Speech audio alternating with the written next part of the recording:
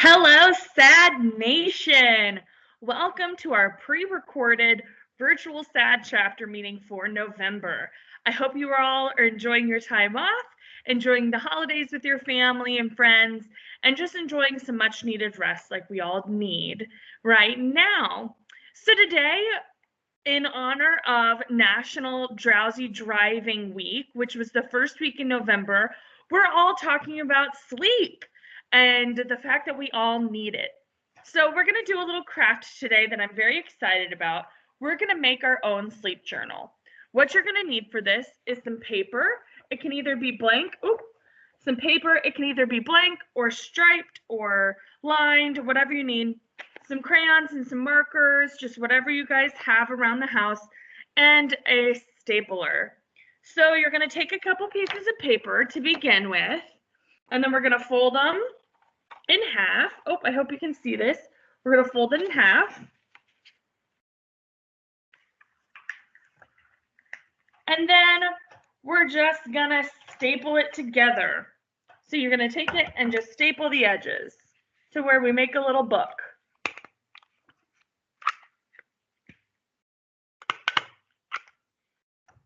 So the things that need to be in a sleep journal are a number of things. We need the time that you went to bed, the time that you woke up. You're going to rate your sleep. You're going to add in the amount of caffeine that you had that day. You can add in what you ate that day if you notice that maybe some things cause you, when you eat them, to give you some weird dreams or to keep you up at night. So maybe add in what you eat that day. And then how you're feeling, your emotion, your stress level, any exercise that you had, and then the amount of times that you exercised, how long it took you to fall asleep, and then if you woke up at all during the sleep. So I'm going to make my sleep journal real quick, and we can go on. So now that you've done your sleep journal, it should look something like this. So I did Katie's sleep journal, and then I have everything that's listed that you need to have. So the date, the time you went to bed, the time you woke up, your sleep rating, your caffeine intake, what food you had, your emotion for the day, your stress level for the day, any exercise that you had, and any times you woke up during the middle of the night. So this is what mine looks like. I decided to do something a little bit more fun and creative, but you could just write yours out like normal. So mine was for the 18th. I went to bed at 9:30 and I got up at 6. Did I really go to bed at 9:30? No, because it took me about 30 to 40 minutes to go to sleep, which I have right here. So, and then I added a little bit more. So I added the time it took me to go to sleep, and then if I had any screen time. So of course I had screen time before bed, which is do it. But I did, unfortunately. So I got 8 hours and 30 minutes of sleep. And I said my sleep was about a 4. It was all right. It was pretty good. My emotion for the day was cool. I was feeling cool. My stress level was about a 2, maybe 2.5. Planning Thanksgiving and getting ready to see all the family can be a little stressful right now. I had 2 wake ups in the middle of the night. I got 30 minutes of exercise, and I had 1 cup of coffee. For breakfast, I had coffee and oatmeal. I didn't have lunch because that's bad too. And for dinner, I had chicken parmesan. So this is what you could make your day for your sleep journal look like the next day. It takes about 10-15 minutes, but it's kind of relaxing. And if you want to do something fun and creative too, then you can get your creative juices flowing as well. Now we're going to have a message about sleep from our friends at the Shepherd Center. Thank you so much, and I'll see you guys after the presentation. Hi everyone, my name is Caroline Paredes Gallegos. I am a nurse educator at a neurorehabilitation center in Atlanta, Georgia. Today, we'll be discussing why sleeping is so important and ways to obtain full rest even if you're one of those who has trouble sleeping. First, I would like to start with a breakdown of our brain. Our brain is broken into different lobes, and each lobe has a lot of responsibilities.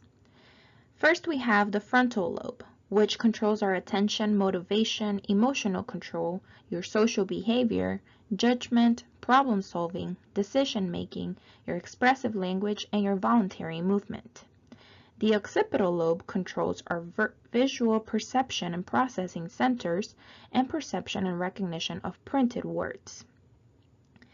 The parietal lobe is in charge of our touch sensation, your awareness of spatial relations, which is knowing where your body is in space in relation to objects or other people, and your visual attention as well. The temporal lobes control our hearing. It also holds the auditory cortex, which receives sensory information from the ears and processes them into words and speech. The temporal lobes, the amygdala and the hippocampus, work together to respond to emotions, language, and memory. We also have our cerebellum, which coordinates our voluntary movements, our balance and equilibrium, and our fine motor coordination. Gross motor skills are movements related to large muscles such as your legs, your arms, and trunks. Fine motor skills are movements involving smaller muscle groups such as those in the hands and the wrists. Finally, the brainstem controls your vital signs such as your heart rate, your breathing, and temperature, and the level of alertness. Your brain sends all of these messages to the rest of the body by using your spinal cord and its nerves. It's basically a big communication highway. Digging a little bit deeper, the brain also has two hemispheres. We have the right hemisphere and the left hemisphere. Each hemisphere has also its own duties and responsibilities. The left hemisphere controls the right side of your body, your speech and writing, your right visual field, your temporal lobe, your memory, language comprehension, and musical awareness. While the right hemisphere controls the left side of your body, spatial and perceptual, inattention, neglect, body awareness, and increased distractibility in your left visual field. Did you know that humans spend a third of their lives asleep? Did you also know that sleep deprivation is deadlier than food deprivation? When you go to sleep, your brain starts eliminating toxins, storing memories, and making important connections so that you can be more productive when you wake up. The first stage of sleep is very short. Our heartbeat and respiration slow down, our muscles start to relax. Sometimes you may get those crazy twitches that wake you up at night, but for the most part, they're mild muscle twitches. Our brain waves start to slow down as well. During stages 2 and 3, a lot starts going on. There are two groups of cells in the hypothalamus and the brainstem that trigger a loss of consciousness known as slow wave sleep. Your muscles are relaxed and your breathing slows down even more. It's called slow wave sleep because of the large, slow brain wave it induces. It is during these stages where your brain recovers from your entire day, and it uses this time to create and store new memories. It is also during this period that your brain filters what it needs to remember. During this stage, it is very hard to wake up. If your alarm goes off during your deep sleep, it can actually leave you feeling groggy and tired for the rest of the day. This is why having a bedtime and set hours to wake up is very important, because it trains your body to know when it's safe to be at what stage. After the slow wave sleep, you pass into stage 4. These are called the rapid eye movement sleep, most commonly referred to as REM sleep. Your breathing actually gets faster, your heart rate increases, and your eyes flutter randomly while the rest of your body remains paralyzed. This is a stage where we get those crazy dreams where you might be flying or running or jumping, etc. A fun side fact is that 12% of your dream is entirely in black and white. When television used to be black and white, that number used to be 85%. Did you know that we also forget 90% of our dreams after 10 minutes of waking up? It is during the REM sleep that your brain transfers memories from its motor cortex to the temporal lobe, and they become long-term memories. This helps physical tasks feel like second nature. It's why we never forget how to drive a car or swing a golf club once we've learned. This is why naps are also very useful because they help reboot your brain. While you sleep, your brain clears your head by releasing a cerebrospinal fluid that washes away all the toxins and all of the cell-damaging proteins that commonly cause Alzheimer's, Huntington's disease, or dementia in the future. When the cleaning is over, 40% of this cerebrospinal fluid is absorbed back into the brain. It's like a very cool plumbing recyclable system that we have in our body. Isn't our body just so amazing? This is why we really need to take care of it. Every bad decision is made when you are tired and stressed.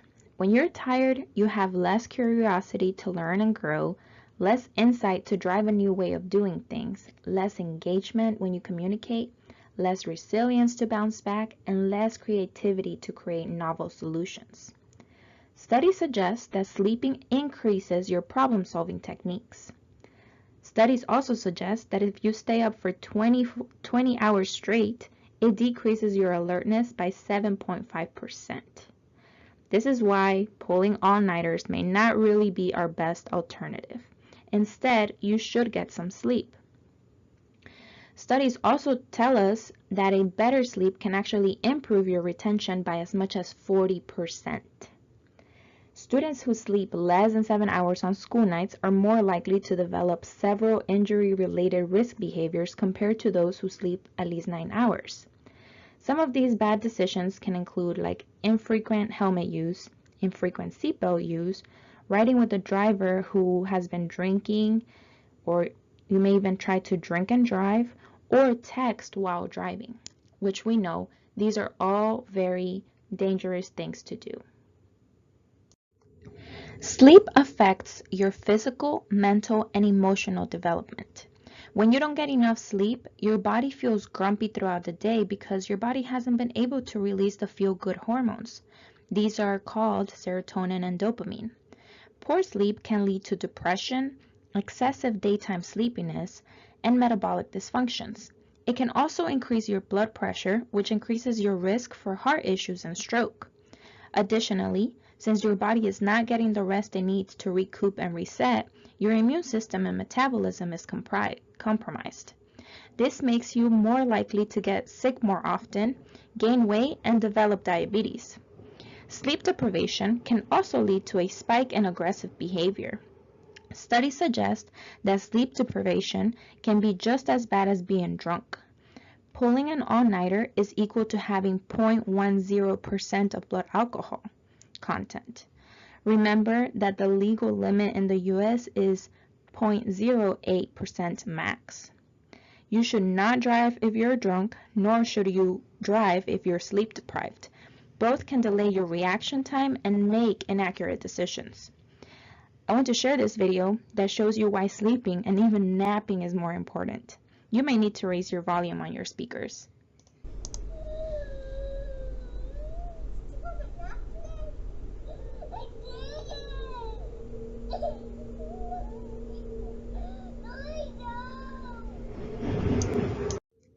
So, how many hours should you sleep? Well, adults need at least 7 hours each night to promote optimal health and well-being. However, children and adolescents require even more sleep. It is recommended that teenagers between the ages of 13 to 18 years old get between 8 to 10 hours of sleep. However, it is important to note that if you're one to want to sleep your weekend away, that's not good either. Weekend oversleep can dysregulate your circadian rhythm and prolong school night sleep onset latency. So it is very important to get a regular bedtime routine to help you get adequate quality of sleep. So what are the recommendations if you can't really fall asleep? First of all, the worst thing you can do is look at your phone. The light on your phone actually prevents the production of melatonin, which is a hormone that controls your sleep-wake cycle. This is what makes it even harder to fall asleep. It is recommended that you avoid screen use at least 30 minutes before going to bed. Instead, you can read a book, do some meditation, or listen to calming music. You should also avoid drinking alcohol before bed. If you drink before going to bed, your body skips important steps that help your brain get the reboot it needs, and you may still wake up very tired. You should also not drink caffeine at least 6 hours before bedtime. You may say, oh, I can drink coffee and fall asleep. However, studies say that caffeine can make your body try 2 times harder to fall asleep. You also want to remove clutter. Keeping your room clean makes you want to stay in the room longer so you can relax. You want to also keep your room dark and quiet when trying to fall asleep. If you lower the temperature, that will help also. Creating a bedtime ritual also helps. You may want to do some stretching, meditation, or breathing exercises to help you fall asleep quicker.